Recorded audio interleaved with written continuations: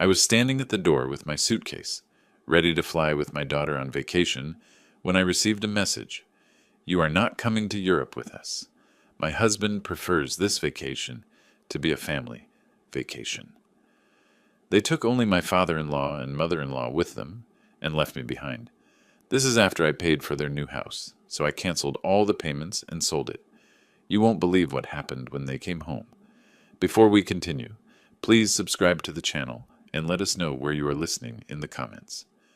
I was folding my favorite travel shirt when my phone buzzed against the nightstand. The blue cotton felt soft between my fingers as I smoothed out the wrinkles, thinking about wearing it to dinner in that little bistro Lindsay had found near the Louvre. My suitcase lay open on the bed like a promise, half filled with carefully chosen clothes for our European adventure. The weather app showed sunny skies in Paris, perfect for the walking tours I'd printed out and tucked into my carry-on. I'd been humming an old Frank Sinatra tune while deciding between my brown leather shoes and the comfortable walking sneakers. The tickets to Charles de Gaulle sat on my nightstand next to my passport, both documents crisp and ready. 6 hours until departure. My heart carried that familiar flutter of pre-travel excitement mixed with nervous energy. The phone buzzed again. Lindsay's name appeared on the screen. I set down the shirt and picked up my phone, expecting last-minute flight details or a reminder about meeting at the airport. Instead, I found words that made my blood freeze. You're not coming with us to Europe. My husband thinks it's better if this vacation stays family only. I read it once, then twice, then a third time, my thumb hovering over the screen like it might change the message if I waited long enough. The sweater I'd been about to fold remained suspended in my hands as my mind struggled to process what I was seeing. Family only. The phrase repeated itself in my head like a broken record. I was her father. I had planned this trip. I had bought the tickets, researched the restaurants, mapped out the itinerary during countless late-night planning sessions. What did family only mean when you were talking to your own father? I sat down heavily on the edge of the bed, the suitcase still gaping open beside me. My hands trembled slightly as I typed back the only response I could manage. Okay. The weight of disappointment settled into my chest like a stone. I looked around my bedroom, seeing everything I'd prepared for a trip that would never happen. The travel-sized toiletries lined up on my dresser. The guidebooks with yellow sticky notes marking places we'd planned to visit. The new camera I'd bought specifically for this vacation, still in its box. I closed the suitcase with deliberate, careful movements. Each click of the latches sounded final in the quiet room. Then I called the airline, listening to hold music while I waited to cancel my ticket. The customer service representative was sympathetic but efficient. I'm sorry to hear about your change of plans, Mr. Owens, she said, and I wondered if she could hear the disappointment in my voice. Afterward, I sat in my living room staring at the travel brochures scattered across my coffee table. The house felt emptier than usual, quieter in a way that made my ears ring. Outside, Mrs. Peterson's dog barked at something in the distance, the sound sharp and insistent in the suburban stillness. I picked up one of the brochures, a glossy pamphlet about Roman architecture, and set it aside on the end table. The gesture felt small and meaningless, but it was all I could manage in that moment of understanding that I had been carefully, deliberately, left behind. Evening arrived with the same quiet emptiness that had filled my house all day. I'd moved through the hours like a ghost, leaving my dinner dishes in the sink instead of washing them immediately like I always did. The packed suitcase still sat by my bedroom door, a constant reminder of plans that would never unfold. The television murmured from the living room, some evening news program I wasn't really watching. I kept checking my phone for no particular reason, scrolling through nothing, restless energy making my fingers twitch against the screen. Maybe Facebook would provide some distraction from the hollow feeling in my chest. I scrolled past Mrs. Johnson's cat photos, recipe shares from my book club, political posts I didn't want to read. The familiar blue glow of the screen was oddly comforting in the growing darkness of my living room. Then I saw it. Todd's parents standing in front of the Eiffel Tower, both of them grinning at the camera with that satisfied look of tourists who'd found the perfect photo opportunity. The caption read, "Beginning of the best family vacation ever." The timestamp showed it was posted 2 hours ago. My thumb froze above the screen. Maybe they'd taken a separate trip. Maybe this was an old photo they'd just decided to share. My heart began beating faster as I clicked on the profile to see more photos. There it was. Same location, same time, but this photo included 4 people. Todd's parents, Todd and Lindsay, all of them clustered together in front of a Parisian cafe, wine glasses on the table behind them. Lindsay's caption made my stomach drop. So grateful for family time in the city of light. I counted the faces in the photo with trembling fingers. 1, 2, 3, 4. The word family burned in my mind like a brand. I set the phone down on the coffee table, its screen still glowing with their happy faces. I stood up and paced to the kitchen window, looking out at my neighbor's house where warm lights spilled from the windows, families together for the evening. The betrayal hit me in waves, each one stronger than the last. I picked up the phone again, hoping I'd misunderstood somehow, hoping the photos would tell a different story. But they were still there, timestamps still fresh, their smiles still bright and carefree. The 4 of them together in the city I'd dreamed of visiting, spending the vacation I'd planned, using the itinerary I'd researched. I walked back to the kitchen window and saw my own reflection staring back at me, ghostly and hollow-eyed. Behind my reflection, the phone screen showed their group photo, their happiness overlaid with my solitary image in the glass. The contrast was stark and painful, a visual reminder of exactly where I stood in their definition of family. I'd barely slept, tossing and turning while images of their vacation photos played behind my closed eyelids. Morning came with gray light filtering through my bedroom curtains, and I knew I needed answers. I couldn't let this stand without understanding why. My coffee mug shook slightly in my hands as I sat at the kitchen table, rehearsing what I would say to Lindsay. The time difference meant it was afternoon in Paris, perfect for a call. I took a deep breath and dialed her number, listening to the expensive-sounding international ringtone. 3 rings, 4 rings, then her voice, bright and cheerful. "Hi, Dad." I could hear background noise, Todd's voice, street sounds, the bustling atmosphere of a European city. "I need to understand something," I said without preamble. "What's that?" She sounded distracted, probably looking at some monument or shop window. "I saw the photos on Facebook. Todd's parents are there with you." There was a pause, a long one. Then her voice changed, becoming defensive. "Dad, we can explain—" "You said it was family only. What am I then?" Her tone shifted colder now. "Look, Todd said you can be overwhelming. He didn't want his vacation ruined." The word overwhelming hit me like a physical blow. Ruined? I planned this trip. I bought the tickets. And Todd's parents paid for their own. They don't expect us to take care of them constantly. Constantly. The word hung in the air between us like an accusation.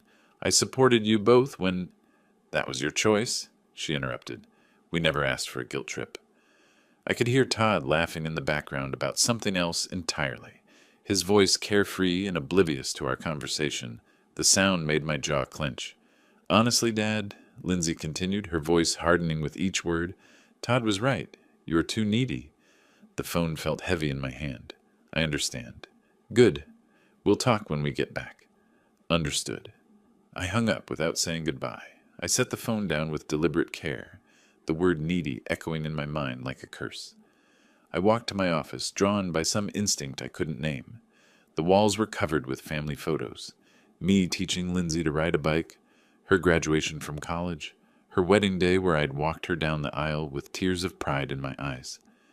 My hands slowly clenched into fists as I stared at these images of a relationship I'd apparently misunderstood completely. In one photo, I was holding baby Lindsay, both of us smiling at the camera. My reflection in the glass showed an older man, harder now, with something cold growing behind his eyes. I reached out and straightened the photo frame with careful, precise movements. The small action felt significant somehow, like I was adjusting more than just a crooked picture.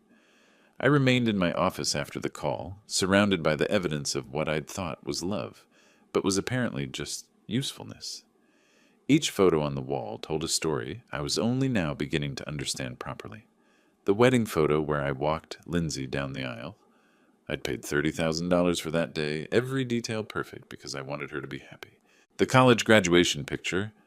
I'd covered her student loans when Todd couldn't find work after his own graduation. The house hunting photos scattered across my desk. I'd co-signed their mortgage when the banks wouldn't approve them on their own. Christmas photos showed expensive gifts under trees I'd bought. Birthdays where my presents were opened last, almost as an afterthought. Each memory added weight to my chest, a growing pressure that made it hard to breathe. I opened my desk drawer and pulled out bank statements and receipts I'd kept from habit.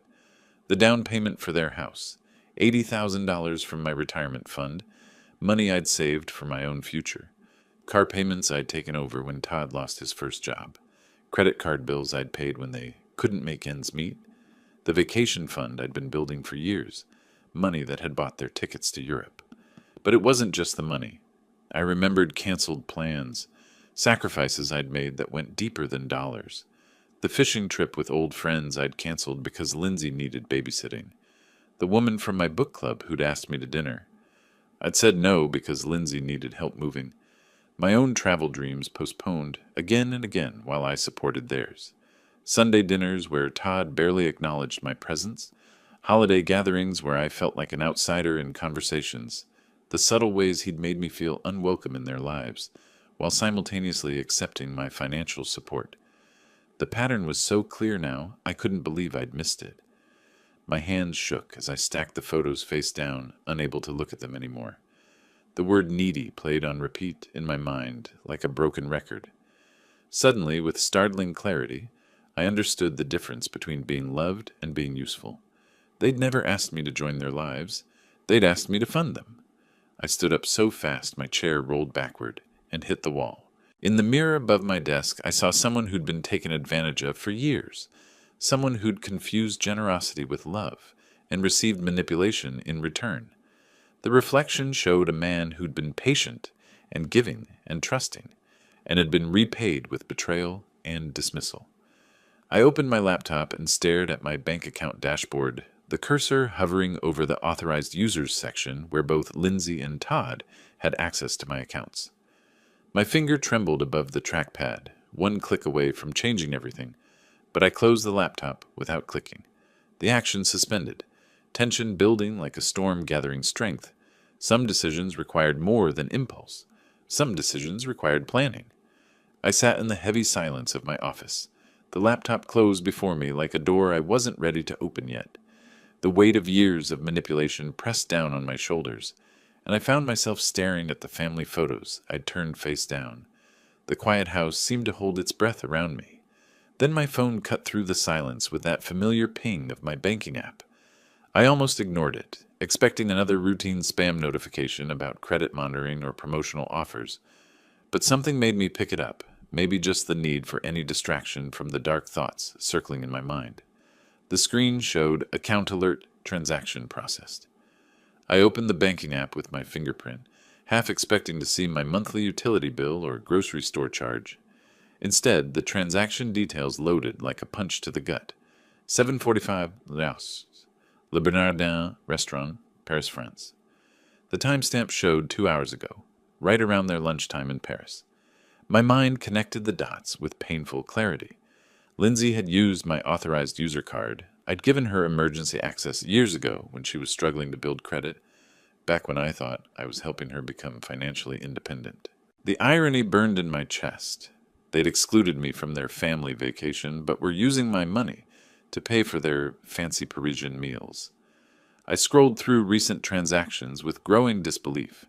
Hotel charges, shopping boutiques, tourist attractions, all on my card. All while Todd's parents supposedly paid their own way and didn't expect us to take care of them constantly. I stood up, pacing around my office with the phone clutched in my hand. Every family photo on the wall looked different now, like evidence in a case I was finally beginning to understand. The phrase, "This is my chance," formed in my mind, clear and certain. I opened the card management section of the app, navigating to authorized users. Lindsay's name sat there in black digital letters, representing years of financial access I'd granted out of love and received manipulation in return. Another notification pinged on my screen. 85 bons et 2 jours at Boutique Chic, Paris. She was shopping while I sat alone in my house, processing their betrayal. That decided it for me. My finger hovered over the Remove User button for just a moment. Years of being the supportive father warred with the growing certainty that support and exploitation were different things. The confirmation screen appeared. Are you sure? This action cannot be undone. I selected Yes, remove immediately. The screen confirmed. Authorized user access revoked. I felt my first taste of real control in years, a sensation both foreign and satisfying. I set the phone down on my desk with deliberate care, looking at my reflection in the dark computer screen. For the first time in days, a small smile crossed my face. I walked to my kitchen to make coffee, my movements more purposeful than they'd been since receiving that first devastating text. The coffee maker gurgled to life, and through my window I could hear my neighbor's lawnmower starting up. Ordinary life continuing while my quiet revolution began. The next morning found me at my kitchen table, actually enjoying my coffee for the first time in days. The morning paper lay spread before me, and I was reading about local high school graduations when my phone rang with aggressive persistence. The international number was one I recognized, and I checked the time. 9 a.m. here, which meant 4 p.m. in Paris. I let it ring twice before answering, no longer eager to please or worried about missing their call. Good morning to you too, Lindsay, I said, hearing her sharp intake of breath on the other end. Dad, what did you do to the card? Her voice was immediately demanding. No pleasantries or concern for how I was doing. I removed your access to my account. Don't give me that. I tried to pay for lunch, and it was declined. In front of Todd's parents. The shrillness in her voice could have cut glass. The waiter had to come back 3 times. It was humiliating. That must have been embarrassing, I replied, taking another sip of my coffee. Embarrassing? It was mortifying. You can't do that. I need that card. For what? I thought you didn't need me taking care of you constantly. That's completely different. Her voice was getting higher with each word. Is it? There was a pause, and I could hear muffled conversation in the background, before she came back with venom in her voice.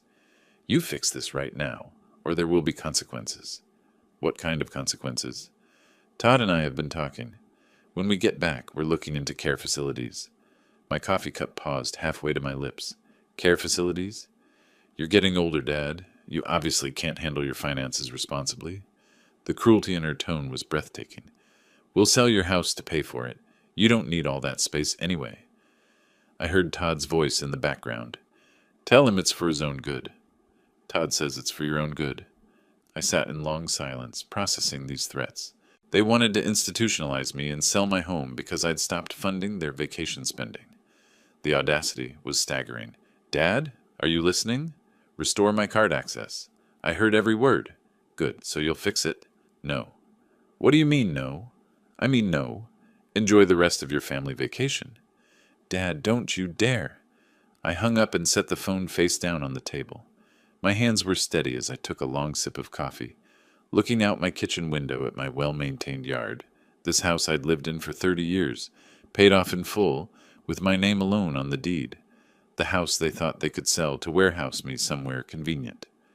I stood up with new purpose, leaving my coffee unfinished, and walked toward my home office with determined steps. There was work to be done. I pulled my house deed from the filing cabinet, spreading it across my desk like a battle plan. But it wasn't my own deed I was studying. It was the second property document, the one for Lindsay and Todd's house on Maple Street. My name alone on the title, just as it had been since I bought it for them. I remembered the conversation 2 years ago. Just for the mortgage approval, sweetie. We'll transfer it to our names once everything's settled. They'd been too busy with their lives to handle the paperwork, always promising to get around to it next month, next season, next year. I found Marcus Chen's business card in my desk drawer. He'd sold me both properties, a trustworthy man who understood discretion. I grabbed my keys and headed for the door. The drive to his office took me through familiar Davenport streets. Mrs. Patterson waved from her garden as I backed out of my driveway, her friendly gesture a reminder of the ordinary morning this appeared to be. 20 minutes later, I parked at Chen Real Estate, housed in a converted Victorian that Marcus had restored with obvious care. Marcus looked up from his computer as I entered, surprise and pleasure crossing his features. Gary, Good to see you. How's retirement treating you? I need to sell the Maple Street property, quickly. He paused, his experienced eyes reading something in my expression. The house you bought for Lindsay, is everything all right? Everything's fine. I just need it sold. What's the market like? Marcus turned to his computer, pulling up comparable sales with professional efficiency. Market's hot right now. Properties like that, in that neighborhood, 180,000, maybe 90,000. The number hit me with satisfaction. I'd paid $130,000 2 years ago. How quickly are we talking? Marcus asked. As soon as possible. Price it to move. He pulled out listing paperwork, property inspection schedules, his movements practiced and reassuring. We'll need photos, maybe some staging. I can have my team there tomorrow. The house is currently occupied. Oh, will Lindsay be handling the showings? Lindsay's in Europe. I have keys. Marcus looked slightly confused, but professionally accepting. We discussed listing price, commission, closing timelines. I signed the listing agreement, my signature firm and decisive. I'll start marketing immediately, Marcus said. In this market, we could have offers within days. We shook hands, and I appreciated his professionalism, the way he asked no unnecessary questions. Walking back to my car, I felt lighter than I had in days. The classical music from my radio filled the silence as I drove slowly through downtown Davenport, seeing my hometown with new eyes. At a red light, a young family crossed the crosswalk, father carrying a toddler, mother pushing a stroller. I remembered when Lindsay was that age, before everything became about money and manipulation and what I could provide rather than who I was. I pulled into my driveway and sat for a moment, looking at my mailbox with Owens painted on it in faded letters. The name felt different now, like it meant something again. I walked up my front steps, keys jingling in my hand, a sound that promised more changes were coming. Inside my house, I opened my laptop to find an email notification from the real estate listing service. Property listed successfully appeared on the screen, and I felt a surge of satisfaction seeing those words. But there was more work to be done. I opened a new browser tab and searched Moving Services Davenport, Iowa. Large corporate companies filled the first results, but I scrolled past them, looking for something personal and reliable. I found Dave's Honest Moving, a small operation with good reviews, family-owned for 15 years, the kind of business where you talk to the owner, not a call center. I dialed the number, hoping for exactly that. Dave's Moving. This is Dave. The voice was deep, straightforward, no corporate script. I need help moving some belongings tomorrow. It's a time-sensitive situation. What kind of timeline are we talking about? Tomorrow morning, if possible. It's a full house worth of items. Where are we moving from and to? Dave asked. I gave him Lindsay's address, explaining that everything needed to go to storage. Storage unit lined up? He asked, and I realized I needed to arrange that too. I can recommend Secure Storage on Brady Street, Dave continued. Work with them all the time. Want their number?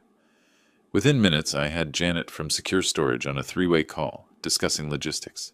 For a full house, you'll want at least a 10x20 unit, Dave advised. First month paid in advance. That's $120, Janet added. I'll take it. Could someone meet us there tomorrow? Back on the phone with Dave, we finalized the details. My truck and two guys, we can start at 8 a.m. What's the address again? I provided Lindsay's Maple Street address, adding, The residents are out of town. I'd prefer to have everything done before they return. Understood. Family situation? Dave's tone suggested he'd navigated these waters before. Something like that.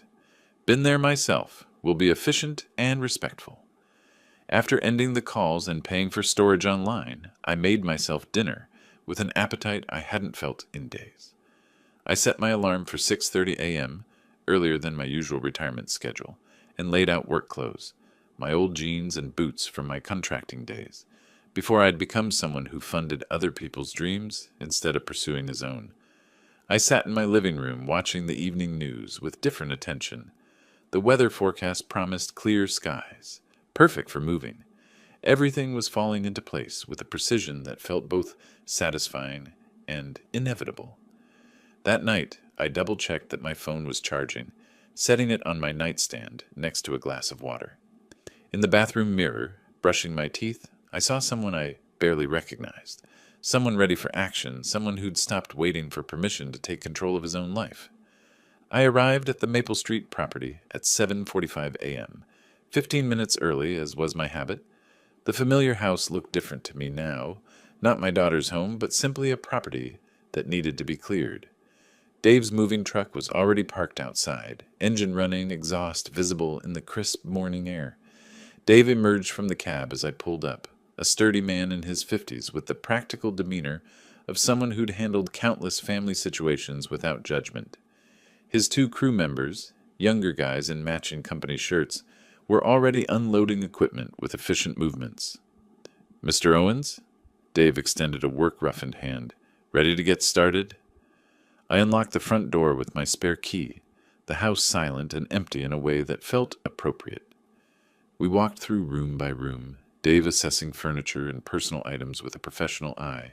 "This is going to take about 3 hours, maybe 4 with the heavy pieces," he said, making notes on his clipboard. I pointed out what belonged to Lindsay and Todd, which was everything. The expensive sectional sofa I'd bought them last Christmas, Todd's elaborate home office setup with gaming equipment, Lindsay's extensive wardrobe that filled 2 walk-in closets. The crew started with boxes from the bedrooms, wrapping and labeling with systematic care. I insisted on helping, despite Dave's protests about liability. "I'm not that old," I told him, earning a grin from one of the younger workers. Soon I was carrying boxes labeled Lindsay's books and Todd's sports equipment, feeling a strange satisfaction at seeing their possessions being packed away so methodically. In their bedroom closet, I found photo albums from their wedding. Flipping through, I noticed I was conspicuously absent from most pictures. Todd's family prominent in every shot, while I appeared in maybe 3 photos, always at the edges. I closed the album and handed it to Dave's crew. Room by room, we cleared out expensive items I'd forgotten I bought them. Designer handbags, electronics, the leather dining set I'd purchased for their first anniversary. My back started to ache, but I pushed through, driven by a purpose I hadn't felt in years. In what would have been a future nursery, I found baby furniture they'd optimistically assembled for grandchildren that never came. For a moment, doubt crept in. Was I being too harsh? Then I found Todd's credit card statements showing luxury purchases while they claimed poverty to me, and the doubt evaporated completely. "You okay, Mr. Owens?" Dave asked, noticing my pause. "Just memories. Keep going." By 11:30 a.m., we finished our final walkthrough of the empty house. Rooms echoed differently now, afternoon sunlight streaming through bare windows onto vacant floors. I locked up and pocketed the keys, following the moving truck to secure storage, where I watched their belongings disappear into Unit 47B. I paid Dave in cash, adding a generous tip. "Hope everything works out for you, Mr. Owens," he said with genuine warmth. Driving home alone, I saw my phone light up with a Facebook notification. I pulled into my garage, the device still buzzing in the cup holder, like an insistent reminder that my quiet morning was about to become much more complicated. Inside my house, I finally checked the buzzing phone to find multiple Facebook notifications. Lindsay had posted angry status updates. Some people have no respect for family privacy. The comments showed friends asking what happened, with Lindsay playing the victim to perfection. I closed Facebook without responding and called Marcus Chen back. "Gary, great news!" Marcus's voice was excited. "We have a serious buyer, cash offer." "Already?" "Young couple, just relocated here for work. They love the neighborhood." He paused for effect. "Offer amount is $185,000, higher than we expected." The number hit me with satisfaction. "When do they want to close?" "That's the thing. They want to close immediately.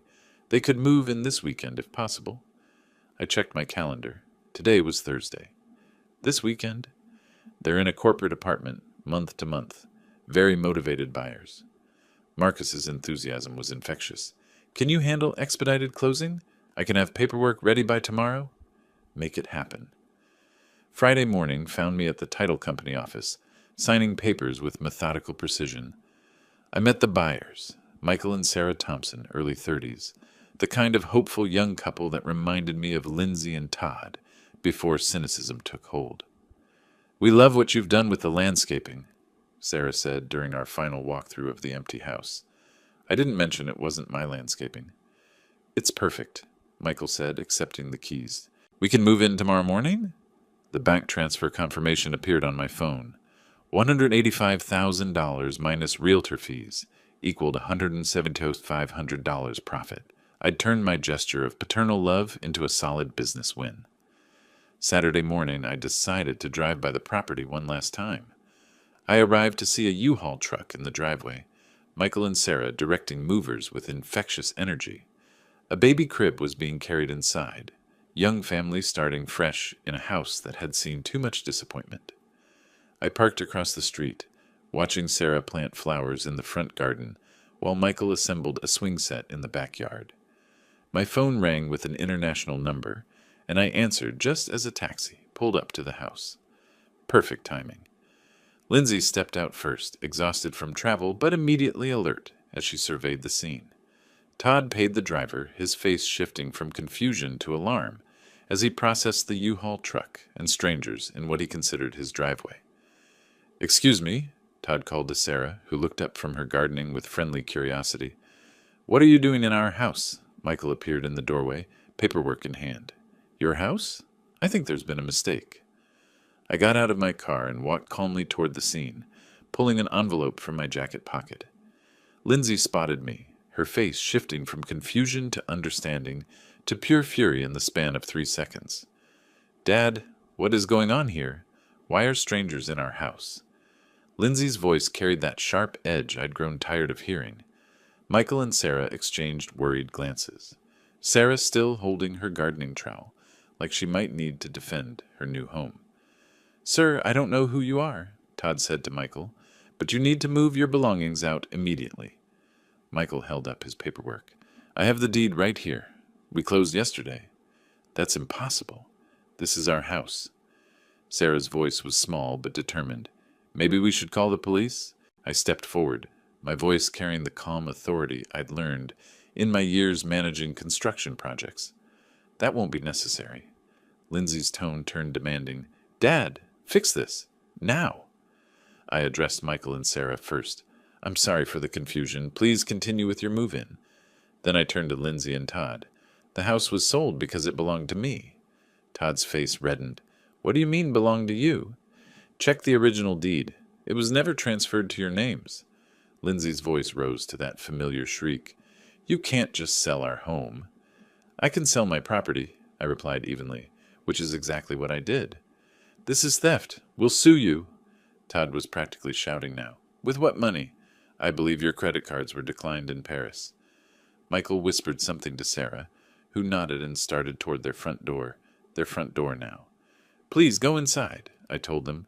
"This doesn't concern you." Lindsay's voice turned desperate. "Where are we supposed to live? Where are our things?" I extended the envelope I'd been holding. Todd snatched it, tearing it open with angry fingers. He read aloud, "Secure storage, Unit 47B, Brady Street." "Storage?" Lindsay's voice cracked. "You put our life in storage?" "I preserved everything carefully. First month's rent is paid." Todd crumpled the paper. "This is insane. You can't do this to family." "Family doesn't exclude fathers from family vacations. That's completely different." "Is it?" Todd stepped closer, trying to intimidate through proximity. "We'll contest this. We'll fight you in court." "The sale is legal. The property was mine." Lindsay's voice turned manipulative, the tone she'd used since childhood when she wanted something. "How could you do this to your own daughter?" I looked at her for a long moment. "How could you do what you did to your own father?" Sarah emerged from the house, concern evident in her voice. "Is everything all right?" "Everything's fine," I said to her. "Enjoy your new home." Lindsay and Todd stood on the sidewalk, their European luggage still in hand, looking like tourists who'd taken a wrong turn into someone else's life. I walked back to my car with measured steps, my work boots solid on the pavement. "This isn't over," Todd shouted behind me. I got into my car and started the engine, classical music resuming where it had left off. "Yes, it is." 3 months later, I was reading the morning paper when my doorbell rang. A process server handed me legal documents, Lindsay and Todd's lawsuit. I signed for them without surprise. By afternoon, I was reviewing the court's decision in my kitchen. Lawsuit dismissed. Property owner had legal right to sell his own property. The judge had been thorough and unsympathetic to their claims. Todd and Lindsay were responsible for their own attorney fees. My lawyer called within an hour. Clean victory, Gary. They have no grounds for appeal. The local newspaper ran a small article. Family property dispute resolved. I filed everything in my new folder, labeled Legal Victory, and moved on with my day. The town's gossip network had been buzzing for months. At the coffee shop, I overheard conversations. I always thought that son-in-law seemed entitled. Others said, Gary Owens worked hard his whole life. He deserved better. Some disapproving voices murmured, families should stick together. But I'd learned to let others' opinions roll off me like water. Running into Marcus Chen at the hardware store, he asked, How are you doing with everything? Better than I expected. That afternoon, I visited the pet store I'd noticed months ago. Max, a 3-year-old golden retriever, was looking for a new home because his family was moving overseas. He's been with a family, good with people, loves car rides, the owner explained. I knelt down and Max approached immediately, tail wagging like he'd been waiting specifically for me. The connection was instant, Max seeming to understand my loneliness, me recognizing his need for a companion who wouldn't abandon him. An hour later, Max was riding shotgun in my car, head out the window, both of us heading toward something new. That first night, he slept by my bed, and for the first time in months, neither of us felt alone. With Max at my feet, I researched travel trailers online. Best RVs for senior travel led me to articles about freedom and adventure. At RV dealerships, salespeople were eager to help.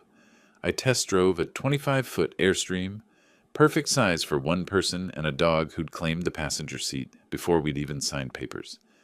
I used the trade-in value of my second car plus savings to purchase it outright. Max loved RV life immediately.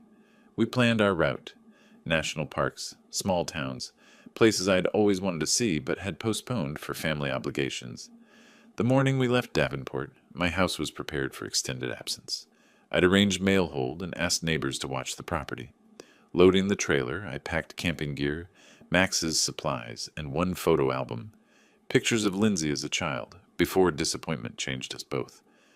Max sensed adventure coming, his excitement infectious as I started the engine and checked the trailer connection. We drove through Davenport one last time, past familiar places that looked smaller now. Passing Maple Street, I saw Michael and Sarah's children playing in the yard, the house finally filled with the joy it was meant to hold. The highway sign read, Colorado, 500 miles. Max had his head out the window, my hand steady on the steering wheel, both of us finally free. That evening we stopped at a scenic overlook in Colorado. I opened a camping chair as the sun set over the mountains, painting the sky in shades of orange and purple I'd never taken time to notice before. Max settled beside me, content and loyal, no agenda beyond companionship. For the first time in years, I was exactly where I belonged. If you like this story, please like this video, subscribe to the channel, and share your impressions of this story in the comments. To listen to the next story, click on the box on the left. Thank you for watching.